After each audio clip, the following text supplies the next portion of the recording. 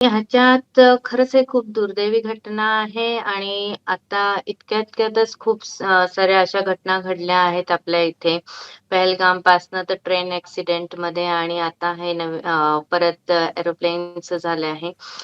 तर ह्याच्यामध्ये ग्रीफमधनं खूप जायला लागतं आणि हा ट्रॉमा एक्सपिरियन्स जे करतात, ज्यांनी विटनेस केलेला असतो आणि त्यांनी अनुभवलेला असतो, त्यांना ट्रॉमा होतो. पण जे त्यांचे म्हणजे घरची लोकं असतात, त्यांचे नातेवाईक असतात, त्यांचे पेरेंट्स असतात, त्यांना ग्रीफचा म्हणजे की त्यांना ह्या दुःखाला पुढे न्यायचं असतं आणि त्याच्यातनं सावरायचं असतं आणि त्याच्यात त्यांना खूपच जास्त इमोशनल ट्रॉमा होत असतो.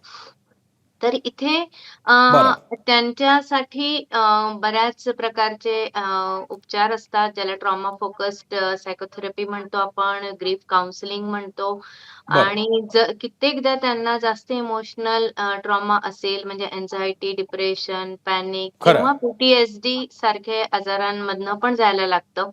हं. तेव्हा त्यांना मेडिसिन्स पण द्यायला लागतात सायकियाट्रिस्टकडनं.